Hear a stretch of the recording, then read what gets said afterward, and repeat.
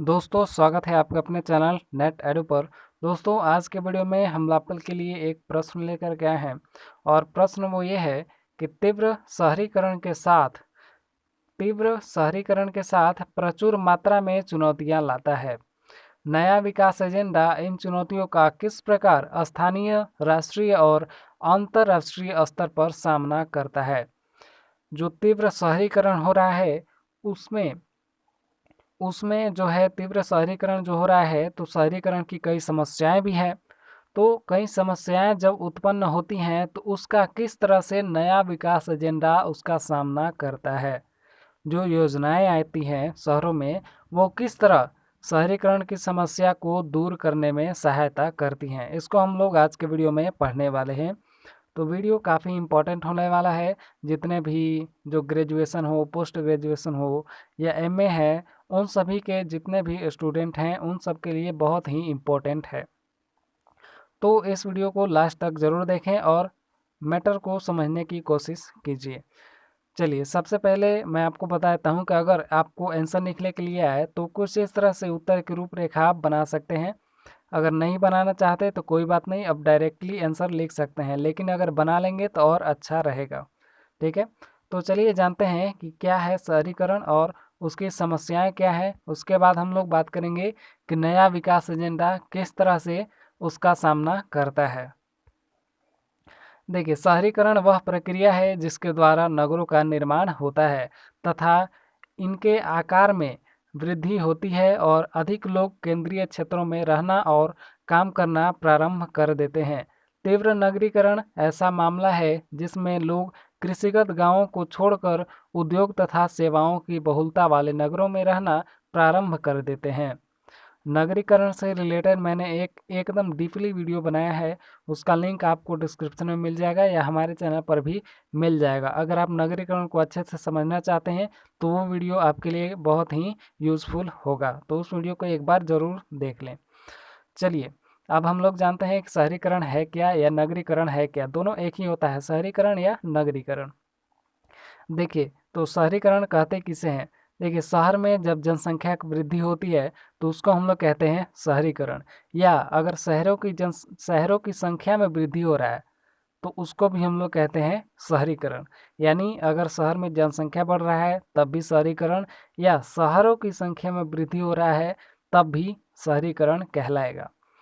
अब चलिए जानते हैं शहरीकरण की विशेषताएं क्या हैं।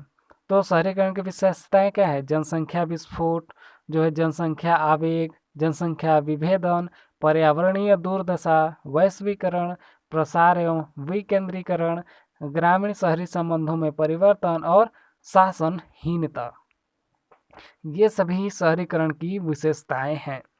इसके अलावा कुछ अन्य समस्याएं भी हैं, जैसे शहर का फैलाव, अत्यधिक भीड़ भाड़, आवास की समस्या, बेरोजगारी, झुग्गी तथा अनधिकृत वास, परिवहन, मल जल कचरा निस्तारण और शहरी अपराधों तथा प्रदूषण जैसी समस्याएं भी तीव्र शहरीकरण की वजह से आती हैं। तो ये सभी काफ़ी समस्याएं हैं, काफ़ी बड़ी समस्याएं हैं। तो इसका हम किस तरह से नया एजेंडा सामना करता है उसको हम लोग जानते हैं। चलिए सबसे पहले तो जानते हैं कि जो न्यू डेवलपमेंट एजेंडा है क्या। देखिए, न्यू डेवलपमेंट एजेंडा जो है अंतर्राष्ट्रीय समुदाय द्वारा गरीबी हटाने के प्रयासों, असंपोषणीय उपभोग एवं उत्पादन के वैश्विक रुझान को पलटने तथा सतत विकास लक्ष्यों के अंतर्गत अगले 15 वर्ष तक पर्यावरण की रक्षा एवं प्रबंधन और इसके 11वां लक्ष्य यानी शहरों को समावेशी, सुरक्षित, लचीला तथा धारणीय बनाना, नीति निर्माताओं द्वारा नगरों को नया स्वरूप देने में पथ प्रदर्शक का कार्य करेगा। ठीक है, यह है न्यू डेवलपमेंट एजेंडा और इसका कार्य। सहस्त्राब्दी विकास लक्ष्यों ने मिश्रित परिणाम हासिल किए। कुछ क्षेत्रों में अधिक विकास देखने को मिला तो कुछ क्षेत्रों में विकास स्थिर रहा। साथ ही वैश्विक जलवायु परिवर्तन तथा पर्यावरण की दुर्दशा के चिन्ह अधिक परिलक्षित होने लगे और अंतर्राष्ट्रीय समुदाय को यह महसूस हुआ कि वैश्विक लक्ष्य तथा धारणीय विकास लक्ष्यों को फिर से तय करना होगा और पर्यावरण के उद्देश्यों को उच्च प्राथमिकता देनी होगी। न्यू डेवलपमेंट एजेंडा में शहरों को प्राथमिकता दी गई है तथा बदलते जीवन स्तर के वैश्विक प्रणाली का सामना करने के लिए शहरों का धारणीय विकास तथा प्रभावी उपयोग करना होगा। विश्व के नेताओं द्वारा न्यू डेवलपमेंट एजेंडा अपनाया गया है, जिसमें धारणीय शहरी विकास के लिए वैश्विक मानक निर्धारित किए गए हैं तथा यह हमें न्यू डेवलपमेंट एजेंडा के तहत सहस्त्राब्दी विकास लक्ष्यों को हासिल करने के लिए योजना बनाने तथा प्रबंधन करने में सहायता करेगा। न्यू डेवलपमेंट एजेंडा नगर निर्माण के लिए रोड मैप है, जो कि पर्यावरण का संरक्षण करते हुए समृद्धि का इंजन तथा सांस्कृतिक एवं सामाजिक कल्याण के केंद्र के रूप में बदला जा सकता है। तो न्यू डेवलपमेंट एजेंडा जो है वो शहरों को प्राथमिकता दी गई है न्यू डेवलपमेंट एजेंडा में। क्यों? क्योंकि शहरों में ज़्यादा जनसंख्या होता है, ज़्यादा वहाँ पर डेवलपमेंट की ज़रूरत है। अब न्यू अर्बन एजेंडा जो है उनकी विशेषताएं क्या हैं? जो शहरों में न्यू एजेंडा लागू किए जाते हैं उनकी विशेषताएं क्या हैं? तो सभी नागरिकों को मूलभूत सेवा प्रदान करना, आवास, सुरक्षित पेयजल तथा शौचालय, पोषक आहार, स्वास्थ्य सेवाएं एवं परिवार नियोजन, शिक्षा, संस्कृति और संचार प्रौद्योगिकी तक पहुंच प्रदान करना, इन सारी विशेषताएं हैं न्यू अर्बन एजेंडा की।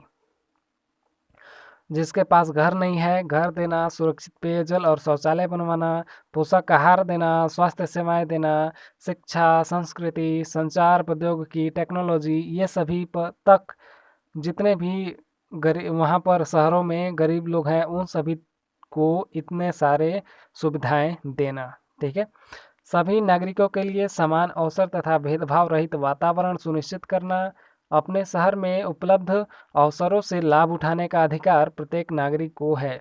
न्यू अर्बन एजेंडा शहर के अधिकारियों को महिलाओं, युवाओं तथा बच्चों, दिव्यांगजनों, हाशिए पर खड़े लोगों, बुजुर्गों और स्थानीय लोगों की आवश्यकताओं का विशेष ख्याल रखे जाने का प्रावधान करती है। अगली विशेषता है स्वच्छ शहरों के लिए उपायों को प्रोत्साहन देना। शहरी क्षेत्रों में वायु प्रदूषण की समस्या को सुलझाना लोगों के स्वास्थ्य तथा पृथ्वी दोनों के लिए फायदेमंद है। इस एजेंडा में नेताओं ने नवीकरणीय ऊर्जा का अधिक प्रयोग कर बेहतर तथा पर्यावरण मित्र सार्वजनिक परिवहन सुविधा प्रदान करने तथा अपने प्राकृतिक संसाधनों का धारणीय रूप से प्रबंधन करने के लिए अपनी प्रतिबद्धता जाहिर की गई है। अगली विशेषता है शहरों में आपदाओं के जोखिम एवं प्रभाव को कम करने के लिए लचीलेपन को सशक्त करना। कई शहरों ने प्राकृतिक आपदाओं के बुरे प्रभावों का सामना किया है तथा नेता अब इन प्रभावों के शमन के उपायों को लागू करने के लिए प्रतिबद्ध हैं। इनमें बेहतर शहरी योजना, गुणवत्तापूर्ण आधारभूत संरचना तथा स्थानीय प्रत्युत्तर में सुधार इत्यादि शामिल हैं। अगला विशेषता है हरितगृह गैसों के उत्सर्जन में कमी करके जलवायु परिवर्तन की समस्या के प्रति कार्रवाई करना। जो नेतागण हैं न केवल स्थानीय सरकार को बल्कि समाज के सभी हितधारकों को जलवायु परिवर्तन पर पेरिस समझौते के लक्ष्यों की प्राप्ति में शामिल करना चाहते हैं, जो कि वैश्विक तापमान में वृद्धि को 2 डिग्री सेल्सियस से कम रखना है। धारणीय शहर जो कि ऊर्जा से उत्सर्जन कम करते हैं तथा लचीलेपन का निर्माण करते हैं, वे इनमें अग्रणी भूमिका निभा सकते हैं। अगली विशेषता है शरणार्थियों, प्रवासियों तथा आंतरिक रूप से विस्थापित व्यक्तियों को उनके प्रवास की स्थिति की परवाह किए बिना पूरा सम्मान देना। तो नेताओं ने यह माना कि प्रव्रजन चुनौतियां उत्पन्न करता है, परंतु यह शहरी जीवन में महत्वपूर्ण योगदान करता है। इस कारण से उन्होंने प्रवासियों, शरणार्थियों तथा आंतरिक रूप से विस्थापित लोगों की मदद के उपाय सुनिश्चित करने के लिए प्रतिबद्धता जाहिर की, ताकि वे समाज में अपना सकारात्मक योगदान दे सकें। इसके बाद अगली विशेषता है कि संपर्क में सुधार तथा नवाचारी एवं हरित पहल को समर्थन प्रदान करना। इनमें व्यवसाय तथा सिविल सोसाइटी के साथ भागीदारी करके शहरी चुनौतियों का धारणीय हल ढूंढना शामिल है। अगली फिर विशेषता है कि सुरक्षित, सुलभ तथा हरित सार्वजनिक स्थलों को बढ़ावा देना। सुरक्षित, सुलभ तथा हरित सार्वजनिक स्थलों को बढ़ावा देना। इसमें क्या होता है, परस्पर मानवीय क्रिया को शहरी योजना के द्वारा सुविधा दी जानी चाहिए, जैसे कि फुटपाथ, साइकिलिंग लोन जो है, उद्योग, चौराहे एवं पार्क आदि। धारणीय शहरी बनावट शहर को रहने लायक तथा शहर की समृद्धि सुनिश्चित करता है। अतः न्यू डेवलपमेंट एजेंडा के 11वें लक्ष्य के द्वारा तीव्र शहरीकरण की चुनौती से निपटने के लिए सभी नागरिकों को मूलभूत सुविधाएं बिना किसी भेदभाव के प्रदान की जानी चाहिए। नवीकरणीय ऊर्जा के उपयोग को बढ़ावा देना चाहिए तथा विभिन्न वर्ग के लोगों की आवश्यकताओं का विशेष ख्याल रखना चाहिए।